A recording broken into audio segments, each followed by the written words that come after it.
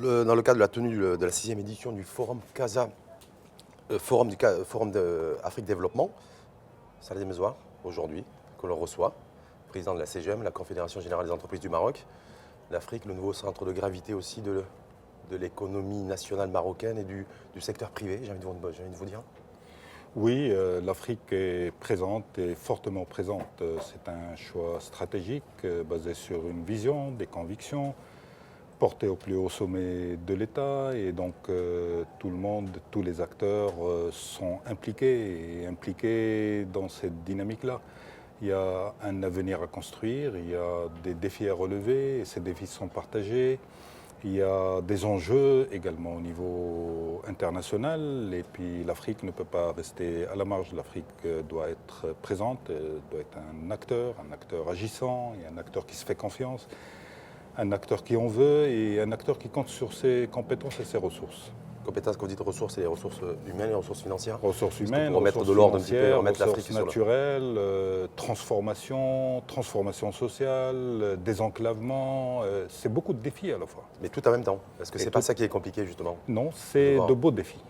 Et je pense que ce qui est important, c'est qu'il y ait de la cohérence politique dans le cadre de la vision. Je pense qu'au niveau des leaders africains qui sont plus portés sur les vrais sujets de développement, loin des idéologies, loin des faux problèmes, souvent qui ont été évoqués dans des instances comme ça, sont de vrais leaders et de vrais porteurs. Et donc je pense que le dernier acte symbolique et fort au niveau politique, c'est celui qui a été décidé et acté lors du dernier sommet de l'Union africaine et qui est celui de la zone de libre-échange économique continentale. On va y revenir sur l'intégration économique et financière, mais simplement aujourd'hui pour vous, Salah Mezouar, patron des patrons, le curseur Maroc sur l'Afrique, où est-il? Il y a toute une dynamique politique aujourd'hui, toute une vague avec les banques, avec les assurances. Aujourd'hui, certaines voix, VOX, me disent voilà, aujourd'hui, c'est quoi la phase 2? Est-ce qu'aujourd'hui, il y a effectivement l'état l'aube et à la lumière d'une nouvelle phase Maroc-Afrique? La CGM doit poursuivre cette dynamique et doit l'élargir. Il y a eu un mouvement dans lequel étaient impliqués essentiellement les grands groupes marocains. Ils ont fait leurs preuves pour beaucoup d'entre eux. Beaucoup se sont développés et sont devenus des acteurs. C'est le cas de ce que nous vivons aujourd'hui avec le groupe Attijari Wafa Bank et El Meda. Mais aujourd'hui, il s'agit d'étendre. Et étendre, c'est d'embarquer également dans cette dynamique-là les PME, certaines TPE qui ont cette capacité, certaines startups. Est-ce qu'on en est là aujourd'hui? Est-ce qu'au niveau du patronat, il y a une réflexion aujourd'hui à ce niveau-là? Non, il y a de l'action. Ce n'est pas uniquement de la réflexion. On est sur la phase action aujourd'hui. On est sur la phase action. La plupart des pays africains aujourd'hui, on a reçu un certain nombre de ministres en charge du développement économique ou des finances, du Burkina Faso, du Mali, du Gabon, pour ne citer que ces pays-là. Salah Mezouar, c'est l'industrialisation. Ils ont tous construit leur vision de développement sur l'industrie. Est-ce que là-dessus, le Maroc a une valeur ajoutée et peut enclencher effectivement toute cette dynamique? Bien sûr, parce que nous sommes, compte tenu de notre expérience, mais aussi de l'accélération de notre histoire industrielle sur les 15-20 dernières années, on a des atouts et des arguments. Il y a aussi un savoir-faire. Et c'est ce savoir-faire qu'il va falloir aujourd'hui transformer au profit d'un partenariat stratégique avec notre espace régional, naturellement l'Afrique de l'Ouest, mais au-delà, avec l'Est de l'Afrique et avec le centre de l'Afrique. Mais ça veut dire quoi? Ça veut dire qu'aujourd'hui, quand on dit il va falloir, parce que vous étiez, alors c'est intéressant parce que vous êtes l'homme du plan émergence. On était dans les années 2006-2007, c'était il y a 12 ans. 2005. 2005, mais avec l'opérationnalisation en 2007, me semble-t-il, et toute la déclinaison. C'était il y a 12 ans. L'Afrique aujourd'hui, c'est les plans nationaux de développement sur les 2018, 2019, 2020, 2021, 2022. J'ai l'impression, ce n'est que moi, ça n'engage que moi, qu'aujourd'hui on n'est pas forcément en osmose avec ce qui se passe du côté du continent. C'est-à-dire ce que fait certains pays du continent africain aujourd'hui, c'est ce qu'on a fait nous il y a 12 ans. Est-ce que je suis dans la bonne dynamique de pensée ou pas? Bon, il y a d'autres qui l'ont fait aussi, qui se sont inscrits dans la foulée du plan émergence, parce que le plan émergence au Maroc, comme les autres plans d'ailleurs, a été fortement inspirateur pour beaucoup de leaders africains et beaucoup de pays. Et donc on retrouve un peu le même schéma et le même modèle dans plusieurs pays, mais chacun a ses spécificités et donc la dynamique avance. Mais tout le monde veut faire de l'industrie. Mais incontournable. C'est le dénominateur commun de tous les pays. C'est le dénominateur commun de tous les pays. Et le dénominateur commun du plan émergence. Je vais vous dire. Oui. Il y a des richesses naturelles. D'abord, en Afrique, et ces richesses, il faut bien qu'ils soient transformés par des acteurs privés. Idéalement par des privés aussi africains. Et c'est là où ce type de forum est intéressant. Créer des synergies, trouver des opportunités de partenariat, de JV, etc.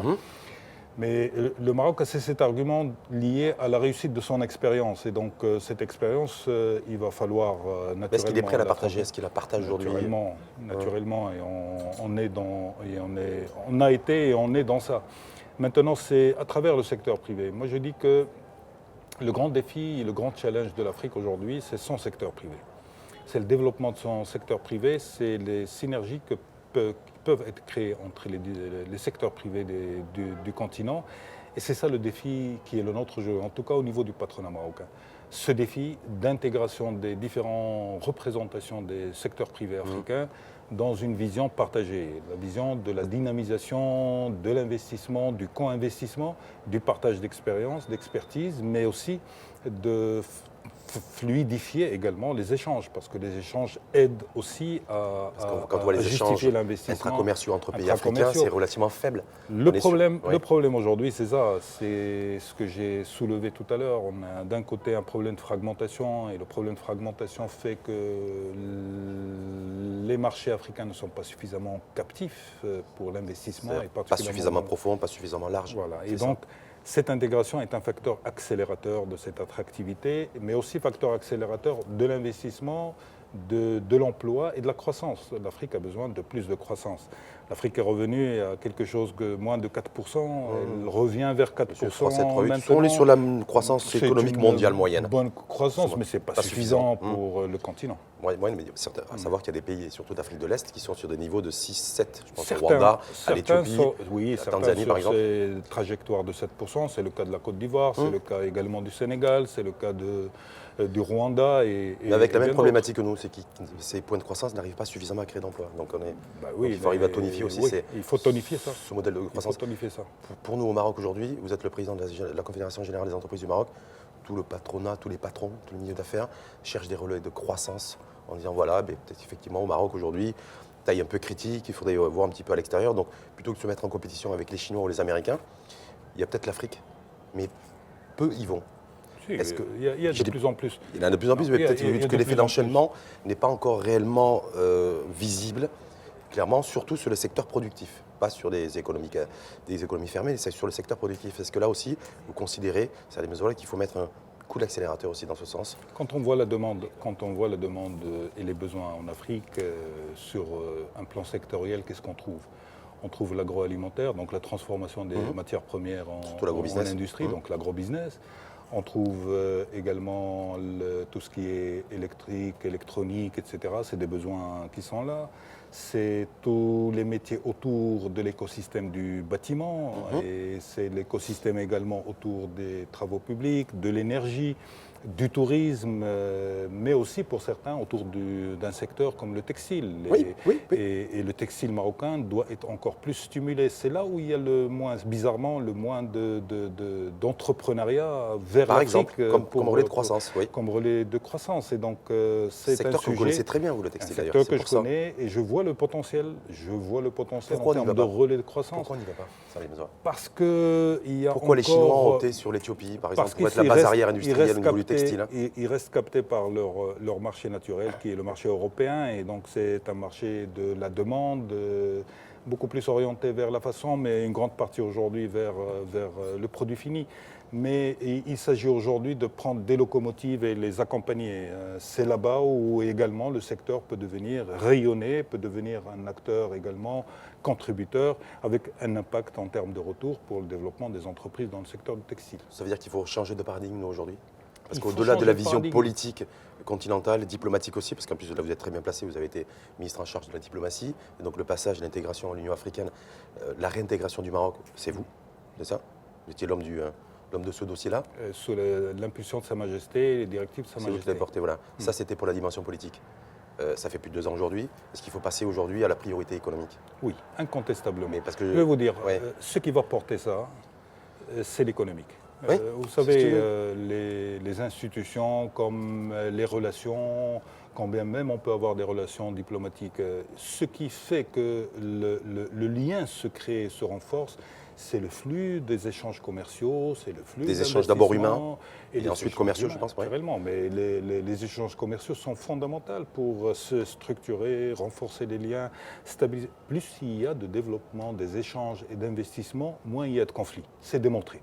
Et donc, nous avons tous intérêt à y aller dans cette direction-là. Le secteur privé marocain a un rôle stratégique à jouer en direction de son continent naturel pour le partage, mais également pour la croissance. C'est la voie naturelle. On peut regarder autour de nous, il n'y a pas un autre espace dans lequel l'entreprise africaine peut prospérer, peut partager, peut valoriser, capitaliser également sur son savoir. Donc aujourd'hui, chapitre 2, après l'intégration, la réintégration du Maroc au sein de l'Union africaine, c'est le chapitre économique. Oui, c'est le chapitre économique, incontestablement. Et c'est un défi qu'on a inscrit au niveau de la CEGEM. Et l'axe, c'est quoi? C'est de dire, bon, il va falloir maintenant structurer tout ça. Il y a les grands groupes, c'est les locomotives, mais il y a aussi ce pont important du tissu entrepreneurial marocain qui doit être embarqué, qui doit être connecté. Et c'est le travail sur lequel nous sommes aujourd'hui. On a commencé par la Mauritanie, demain on a le Burkina, le Kenya, on a tout un agenda d'échanges ou en tout cas de rencontres avec plusieurs pays africains sur le mandat qui est le nôtre. Il reste encore 2 ans ou 2 ans et demi. Et sur ce mandat, notre priorité à l'économie, priorité au continent africain. Économique, à l'échange, à la construction, à la co-construction, accompagné également par des institutions. Nous avons la chance d'avoir 3 banques marocaines présentes dans plus de 26 pays africains. Et donc tout cela, c'est des facteurs facilitateurs. Mais ça veut dire aussi que le mindset du chef d'entreprise et de l'investisseur marocain doit évoluer. Il doit y avoir un déclic là pour... Ils n'ont pas d'autre choix. Ils n'ont pas d'autre choix. On peut continuer à regarder, nous avons un marché intéressant, mais si le chef d'entreprise veut se contenter d'une croissance annuelle de 1, 2, 3%, c'est son choix, mais ce n'est pas le choix stratégique qui assure une pérennité et qui assure un développement. Donc nos chefs d'entreprise n'ont pas d'autre alternative que de commencer, compte tenu de l'évolution, compte tenu de la maturité, de commencer à regarder d'autres marchés, pas uniquement pour commencer, mais aussi pour investir. Il y a aussi le continent qui est pris un petit peu en étau d'un point de vue économique et géopolitique entre l'Union africaine, l'Union européenne, pardon, et la Chine, qui est très présente aussi. Est-ce que là aussi, là-dessus, Maroc pilote un peu moteur aussi, qui veut se développer, se déployer d'un point de vue économique en termes de rayonnement, se dire voilà, est-ce que là il y a un choix à faire où on peut combiner avec les deux, sachant que beaucoup de sommets aujourd'hui en Afrique, c'est ou la Chine qui commence et l'Union européenne qui arrive après, ou c'est l'Union européenne qui arrive et c'est la Chine qui suit. C'est pour ça qu'on a inscrit tout cela dans la logique de la coopération triangulaire. On n'est pas en guerre, il s'agit d'être beaucoup plus subtil que ça. La Chine a une stratégie africaine claire. Et ça ne date pas d'aujourd'hui. La route de la soie et tout ça, c'est tracé depuis 30 ans. C'est de l'ambition stratégique avec des moyens humains et des moyens financiers et une mobilisation de l'État.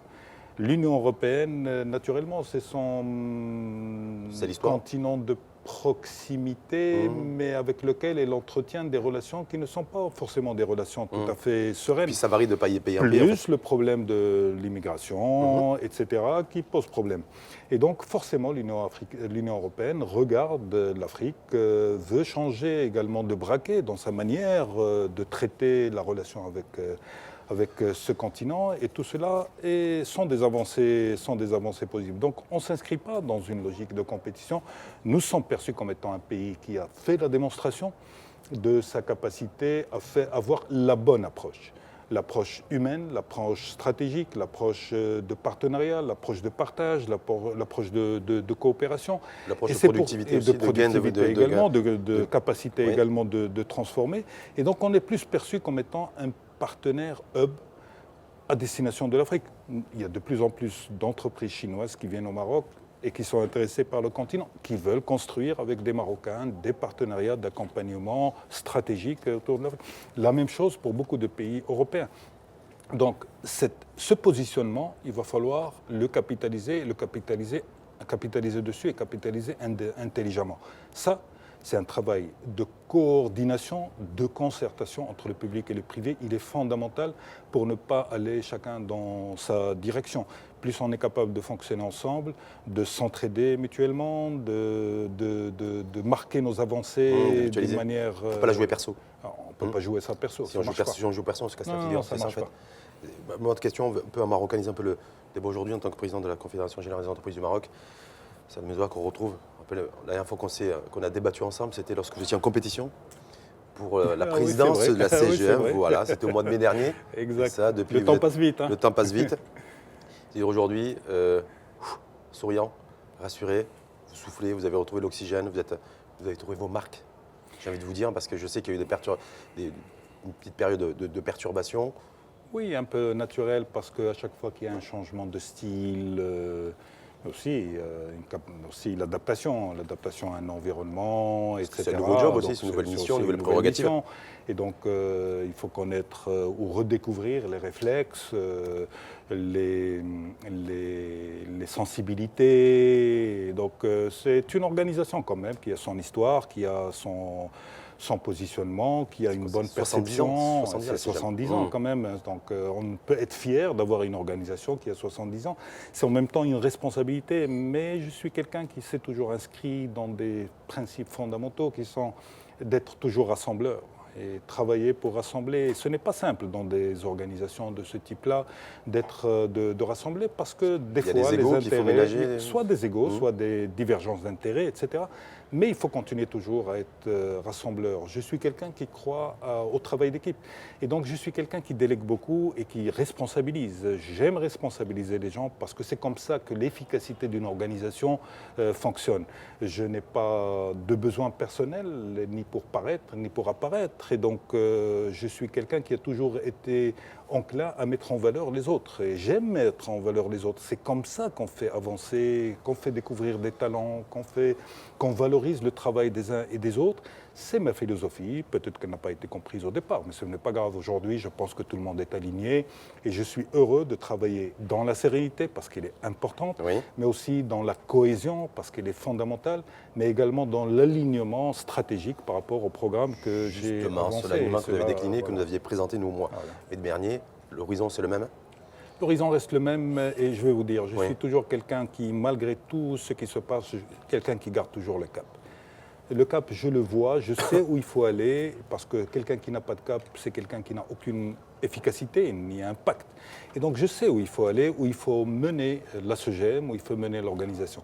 La SEGEM est un patrimoine national. Et c'est un patrimoine que le secteur privé doit préserver et défendre avec toute sa force. Parce que c'est ce patrimoine qui va faire évoluer la société, parce qu'il est porteur d'innovation, parce qu'il est porteur de modernité, parce qu'il est porteur d'ouverture, parce qu'il est porteur de mixité. Est-ce qu'il est porteur de marché pour l'entreprise? Parce qu'aujourd'hui... Naturellement, il est porteur de marché pour l'entreprise, mais la SEGEM, c'est quoi son rôle? Naturellement, de défendre les intérêts de ses membres, mais au-delà de défendre les intérêts de ses membres. Les membres peuvent penser que leurs intérêts sont leurs petites revendications d'aujourd'hui, mais une organisation comme la SEGEM doit dire... Votre intérêt, ce n'est pas ce que vous demandez aujourd'hui, c'est sur ce qu'on est en train de construire. Et c'est pour ça que j'ai inscrit mon mandat dans ce qui est structurel. Apporter les modifications, les réformes, les évolutions dont l'environnement économique et l'entreprise ont besoin, en termes de financement, en termes de soutien, en termes d'ouverture, en termes d'entraînement par les marchés publics, etc. C'est ça mon projet de loi de finances 2019. On a vu un peu l'empreinte, Salah Diemzoua. C'est-à-dire, vous êtes battu sur les délais de paiement et vous êtes battu sur le remboursement crédit TVA. J'ai l'impression que c'était deux choses sur lesquelles vous avez dit, deux chevals de bataille qui étaient prioritaires chez vous. Écoutez, pour relancer un peu l'économie, délai de paiement, ça avance pas suffisamment vite. Vous le reconnaissez? Oui, c'est l'un des chantiers les plus compliqués et les plus complexes. Mais il fallait attaquer ce chantier-là, parce qu'il commençait à devenir dangereux pour l'entreprise. C'était l'asphyxie? C'était l'asphyxie. On voit un taux de mortalité sur les 8 000 qui disparaissent ou 10 000 qui disparaissent, il y a 40-50% qui sont liés au délai directement. Mais c'est grave. C'est grave. Et ensuite, on voit des délais s'étendre pour arriver à un an. Aucune économie ne peut tourner. Et je peux vous dire, s'il n'y a pas assez de croissance, c'est parce que l'argent ne tourne pas. C'est l'argent, c'est le flux du circuit de l'argent qui fait que la croissance est là ou elle n'est pas là. C'est ça le nerf de la guerre. Et donc je me suis attaqué au nerf de la guerre. Parce que je ne peux pas parler aux entreprises, ni redonner confiance aux entreprises quand elles sont asphyxiées financièrement. On se retourne après vers les banques et on dit les banques ne veulent pas donner ou ne facilitent pas prêter. Ouais. Mais les banques sont tenues par des règles. Et ces règles, deviennent de plus en plus strictes.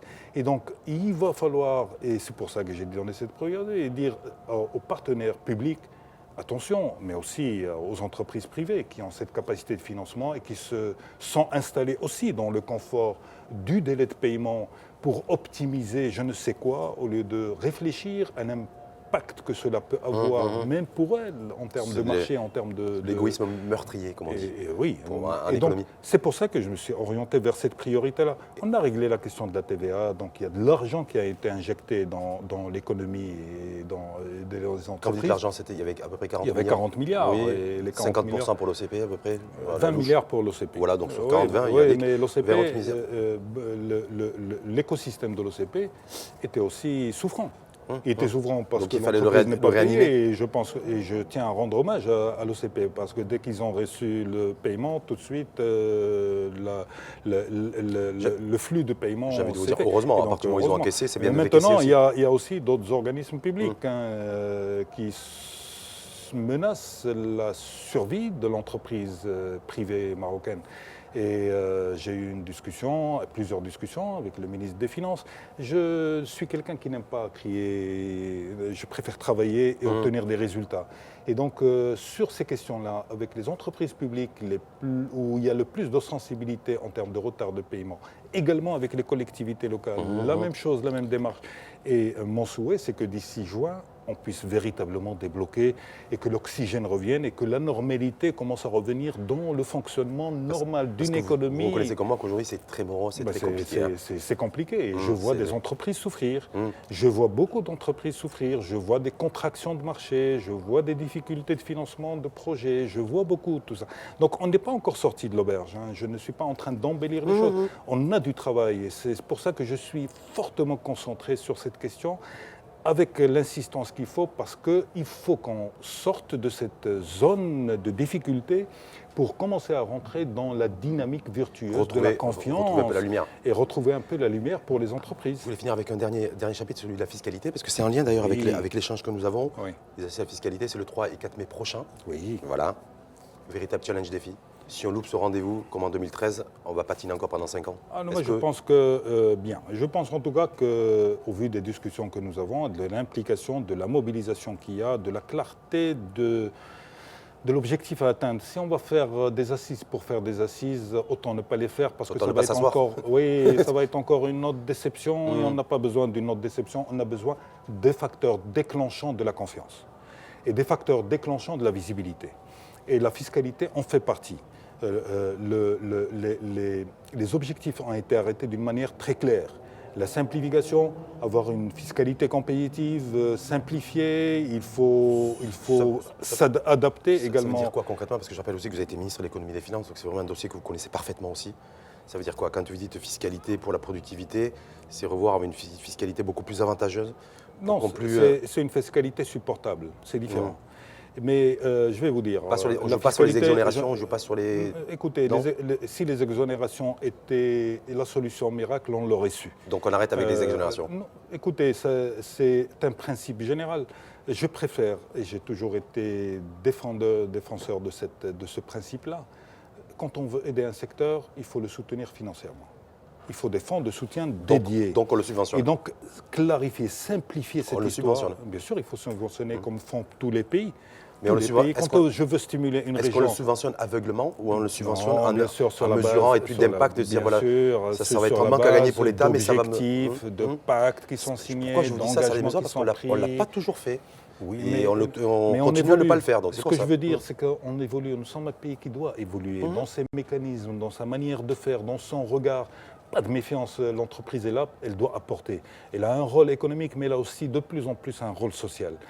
L'entreprise est sollicitée sur un plan social. Elle remplit des fonctions que l'État ne remplit pas. Et donc ça ne peut se faire qu'avec une entreprise en bonne santé. Nous voulons le maximum d'entreprises en bonne santé. Deuxièmement, Je veux voir des entreprises PME, TPE qui grandissent.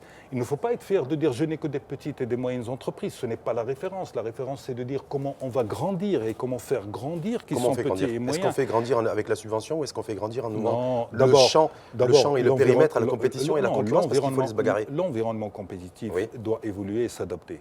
Ouais. Et avoir le courage de se remettre en permanence en cause. On a été bon il y a 10 ans, pourquoi on ne l'est plus aujourd'hui? Donc, parce qu'on ne se remet pas en cause. Quand on fait quelque chose et qu'on l'a réussi, on pense qu'elle est pérenne. Non, et trop gourmand sur les marges aussi. On est dans est-ce qu'il une faut être compétition. moins gourmand aussi sur les marges? Oui, bien sûr, il faut être. L'entreprise doit gagner. Elle doit gagner ce que sont le référentiel de son secteur. Aujourd'hui, dans l'industrie, les meilleurs assurent un rendement de 7%, une rentabilité de 7%. Maximum. Et donc, c'est. Maintenant, quand on encourage des secteurs, on fait de sorte qu'on ferme certains pour aller vers ceux qui sont les plus faciles à travers c'est le cas de l'immobilier.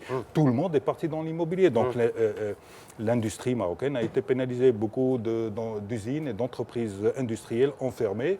Pourquoi? Parce que c'est compliqué, parce que l'environnement est compliqué et parce que notre code du travail n'évolue pas. Et parce que peut-être on a d'autres secteurs d'activité, malheureusement, qui ne sont pas suffisamment attractifs. Oui. Et tout le monde a fait focus sur l'immobilier. Oui, mais je vais vous dire... Y compris les non-experts et les non... Il y a des lignes à faire bouger. Parmi ces lignes, il y a le code du travail. Il faut qu'on comprenne qu'on est ça fait 15 ans bloqué, qu'on on a figé. Ça fait 15 ans qu'on n'y a pas touché. Oui, on a figé tout ça. Et ce n'est pas bon. Vous comptez rouvrir un peu c'est un sujet qui est sur la table. Je l'ai ouvert déjà avec le gouvernement et on doit aussi s'entendre avec les partenaires sociaux. Mais je vais vous dire en même temps, je ne veux pas que les employés, etc., soient sacrifiés. Il faut mettre en place les mécanismes de protection. Des filets sociaux? Oui, les filets sociaux. On a une indemnité pour perte d'emploi qui est plafonnée à 2500 dirhams. Pourquoi ne pas plafonner à 6 000? C'est ce que nous avons proposé. Parce qu'il faut donner... qui c'est qui paye? Il y a la contribution de l'entreprise et la contribution de l'État. Ce fonds a été mis en place quand j'étais ministre des Finances. Oui, 500 millions de dirhams, sur lesquels on n'a débloqué que 250 millions de dirhams. Quand je vois le nombre de bénéficiaires par an, on est autour de 8 000, alors il y a un problème, il y a un véritable problème. Donc il faut il y a des filets sociaux pour les gens parce qu'il faut penser à eux. On ne pense pas uniquement au capital, on pense aussi au travail. Le capital, c'est important qu'il gagne parce qu'en gagnant, il continue à investir et continue à se développer, donc à créer de l'emploi et à préserver déjà les emplois qu'il a. Et le travail les gens doivent travailler en confiance. Et les gens doivent comprendre que nous sommes dans un monde où les choses aussi évoluent très vite.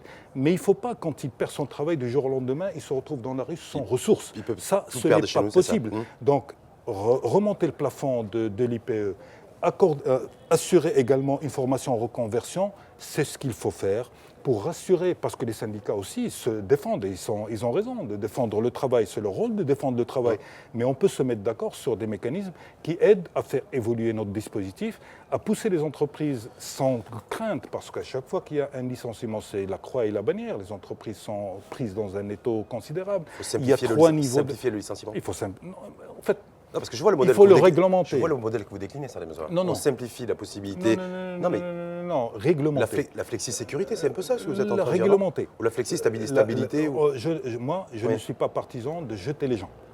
Non, ce n'est pas mes propos. Ce que je dis, c'est que l'entreprise doit avoir la possibilité aussi de se séparer d'une personne quand il s'agit de se séparer, marché, parce que quand ça ne marche pas, où il y a une retransformation, il y a un manque d'effort aussi. Il y a beaucoup de cas dans l'entreprise qui font qu'il y a obligation de séparation. Mais ça aussi, il faut que ça soit réglementé. Et réglementé avec des choses très claires. Je ne veux pas que les gens se retrouvent du jour au lendemain entre les mains uniquement de ceux qui vont décider pour leur avenir. Non. Il y a la protection, mais il y a aussi l'obligation.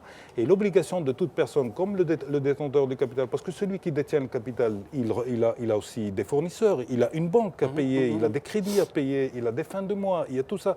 Donc la rentabilité, la productivité, tout ça, c'est des conditions fondamentales. La discipline par rapport aux process qui sont mis en place, c'est autant de sujets qui sont sur la table. Il faut qu'on en parle et qu'on en parle en toute transparence. Et sérénité, de manière constructive. Dernière petite question, Salah Demzoula. Le rééquilibrage, est-ce que vous, en tant que président de la CGM aujourd'hui, dans la perspective de ces 3e assises de la fiscalité, vous êtes favorable à un rééquilibrage au niveau de l'imposition, la pression fiscale qui pèse sur l'entreprise, sur le capital donc, ou sur le salarié? Tout le monde. Et donc sur le travail. Bien sûr. Aujourd'hui, Mais il y a je vais vous on est dire, 30, le sujet, c'est 38, quoi? 31. Donc est-ce qu'il y a débat ou il n'y a pas débat là-dessus? Je vais vous Ou est-ce dire, qu'il doit y avoir débat? la politique fiscale, Oui. à elle seule, ne fait rien. Mhm. La politique fiscale est une composante de la politique économique et donc de la vision de l'État en matière de développement économique et des ambitions qu'on a collectivement à atteindre. On ne va pas discuter de la fiscalité sur un plan technique. La technique ne règle rien, bien Donc, sûr, elle ajuste. Oui. Mais la chose sur laquelle on est tous engagés, c'est qu'on part d'une feuille blanche. Et on revoit nos mécanismes et on se dit où c'est qu'on veut aller. Comment l'économie marocaine peut être compétitive compte tenu de son environnement en termes d'imposition fiscale, comment le travail doit être comment on peut encourager le regroupement des entreprises, il y a Est-ce qu'on tellement de revient sur le sujets secteur qui ont primaire, été... le secteur secondaire? Est-ce qu'on reste sur la tertiarisation? C'est tous ces enjeux-là en fait. Ouais, mais on a besoin d'industrie au Maroc. Oui.